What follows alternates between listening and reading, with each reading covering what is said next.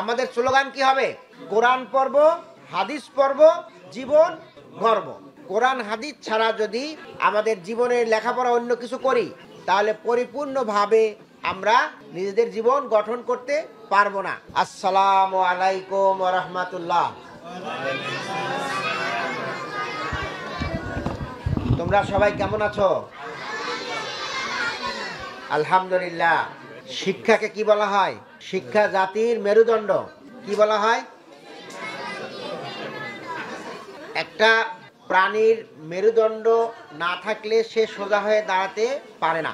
তেমনি ভাবে একটি জাতিকে যদি উন্নতি করতে হয়, জাতিকে যদি সুস্থ করতে হয়, সুন্দর করতে হয়, তাহলে শিক্ষা ব্যবস্থা ভালো লাগে। আর আজকের যারা শিশু, তারা আগামী দিনের এই দেশের কি বড় নাগরিক, ভবিষ্যৎ, তারা দেশ পরিচালনা করবে। তোমাদের মধ্যে আজকে যারা শিশু আছো, তারা আগামী দিনে কেউ শিক্ষক হবে, কেউ ইঞ্জিনিয়ার হবে, কেউ এমপি হবে, কেউ মন্ত্রী হবে। অতএব এখন থেকে তোমাদেরকে ভালো করে লেখাপড়া শিখে আদর্শবান হতে হবে। এই আদর্শ পাবো কোথা থেকে? আমরা শিক্ষা প্রতিষ্ঠান থেকে আর ইসলাম থেকে। ইসলামের প্রধান যে আদর্শ আল কোরআন এবং আল হাদিস, সেখান থেকে আমাদেরকে গ্রহণ করতে হবে। আমাদের যে নবী ছিলেন হযরত মুহাম্মদ মুস্তাফা সাল্লাল্লাহু আলাইহি সাল্লাম, তিনি গোটা মানব জাতির শিক্ষক ছিলেন। তিনি কোনো ধর্মের, কোনো বর্ণের, কোনো গোষ্ঠীর, আরব দেশের জন্য বা কোনো নির্দিষ্ট জনপদের জন্য নয়, গোটা পৃথিবীর সকল মানুষের শিক্ষক ছিলেন হযরত মুহাম্মদ মুস্তাফা সাল্লাল্লাহু আলাইহি সাল্লাম। তার উপরে যে কিতাব নাজিল হলো, সেই কিতাবের প্রথম যে কথাটা ছিল, সেটার নাম কি ছিল? ইকরা, তোমরা পড়ো। ইকরা বিসমি রাব্বিকাল্লাযী খালাক। এই পড়ার ব্যাপারে আল্লাহ রাব্বুল আলামিন প্রথমে আমাদের নবীকে জানায় দিলেন। আর সেই জিনিসটা আমাদেরকে ধারণ করতে হবে। কি বলো? আমরা ভালো করে লেখাপড়া করব, কোরআন পড়ব, হাদিস পড়ব, জীবন গড়ব। ঠিক আছে? আমাদের স্লোগান কি হবে? কোরআন পড়ব, হাদিস পড়ব, জীবন গড়ব। কোরআন হাদিস ছাড়া যদি আমাদের জীবনের লেখাপড়া অন্য কিছু করি, তাহলে পরিপূর্ণভাবে আমরা নিজেদের জীবন গঠন করতে পারবো না। আমাদের পূর্ববর্তী বক্তা বললেন যে যত বড় শিক্ষিত হয় তত বড় দুর্নীতিবাজ হয়। কি বলেন? আমাদের এই দেশ গত 15 বছর কে চালাইছেন? আওয়ামী লীগের নেত্রী শেখ হাসিনা। নাম শুনছো তোমরা? সে কি ছিল? স্বৈরাচার। ছাত্রদেরকে কি করছে? সে গুলি করছে। আমরা দেখছি ওই আন্দোলনের সময় এই ছোট একজন শিশু গেছে, কি তুমি কি জন্য আসছো? তো বলছে যে আমরা সবার সাথে আসছি স্বৈরাচারকে মুক্ত করার জন্য। তো তুমি পারবে? তো বলছে আমার ভাই আবু সাইদকে কেন শহীদ করা হলো, গুলি করা হলো, আমি আবু সাইদের পক্ষে এখানে আসছি, তুমি পারবা? আমি পারবো। যদি না পারো তাহলে আমি শহীদ হয়ে যাব। তাহলে এই ছোট বাচ্চারাও সেদিন বলছে যে আমার ছাত্র ভাইকে কেন গুলি করা হলো, আমার বড় ভাইদেরকে কেন গুলি করা হচ্ছে। এই স্বৈরাচার কি করছিল? এই দেশের টাকাগুলো চুরি করে বিদেশে পাচার করছে। বুঝতে পারছেন?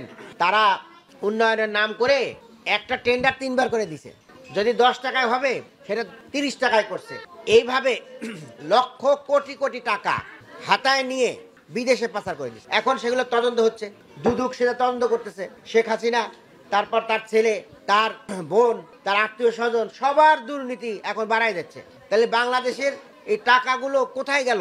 এখন খোঁজ পাওয়া যাচ্ছে। বাংলাদেশের ব্যাংকের টাকা যেখানে তালা মারা থাকে, সেখান থেকে চুরি করে নিয়ে গেছে। বলেন তো, ঘরের লোক স্যার এটা পারে? প্রিয় ভাই এবং বোনেরা, এইভাবে তারা দেশটাকে শোষণ করছিল। শুধুমাত্র তাদের ভিতরে কি ছিল না? ইসলামের আদর্শ ছিল না। কোরআনের আদর্শ না মানার কারণে এরা এই দুর্নীতি করছে এবং আল্লাহর কাছে হিসাব দিতে হবে সেই ধরনের শিক্ষা তাদের ভিতরে ছিল না। যে কারণে তারা মানুষকে মেরে, মানুষকে খুন করে, মানুষের টাকা চুরি করে দেশের রাজা হতে চেয়েছিল। কিন্তু আল্লাহ তাদের সেই খায়েশ পূরণ করে নাই। আমরা বলবো আগামী দিনে যারা দেশ পরিচালনা করবেন, তারা ওই হাসিনার সেই স্বৈরাচারী সেই ইতিহাস থেকে শিক্ষা নেবেন। আপনারা নিজেরা ওই রকম স্বৈরাচারী হবেন না। আর আমরা বলবো আমাদের জামাতের 2 জন মন্ত্রী ছিলেন, নাম কি জানেন আপনারা? মতিউর রহমান নিজামী, আলী হাসান মোহাম্মদ মুজাহিদ। তাদেরকে অন্যায়ভাবে ফাঁসি দেওয়া হয়েছে। অথচ ফখরুদ্দিন মঈনুদ্দিনের সেই সরকার 2 বছর তদন্ত করে এই দুইজন মন্ত্রীর কোনো দুর্নীতির সন্ধান করতে পারে নাই। তাহলে বলেন, যারা দুর্নীতি করতে পারে না তাদেরকে কিভাবে নাটক বানায় ফাঁসি দিল? আগামী দিনে যদি এই দেশকে সুন্দরভাবে পরিচালনা করতে হয় তাহলে দুর্নীতি মুক্ত একটি সরকার করতে হবে, একটি চাঁদাবাজ মুক্ত সরকার করতে হবে। আর সেই কাজটা পারবে কারা? যারা ইসলামকে নিয়ে আদর্শবান জীবন গঠন করবে। সেই ধরনের একটি সরকার যদি আসে তাহলে একটি সুন্দর দেশ গঠন করা যাবে। আমরা আশা করব আমাদের এই ছোট্ট ছোট্ট সোনামণিরা আগামী দিনে ইসলামের আলোকে জীবন গঠন করার মাধ্যমে তারা এই দেশের জন্য কাজ করবে। সেই জন্য আমি সবাইকে ইসলামের আলোকে উদ্ভাসিত হওয়ার জন্য আহ্বান জানাই। পাশাপাশি আজকে তোমাদের কষ্ট দেওয়া হয়েছে এই সামান্য উপহার দেওয়ার জন্য, এটা আমাদের উচিত ছিল তোমাদের বাড়ি বাড়ি গিয়ে দিয়ে আসা। তবে একসাথে দিলে একটা সুবিধা হলো, সবাই সবাইকে চেনা যায়, জানা যায়, দেখা যায়।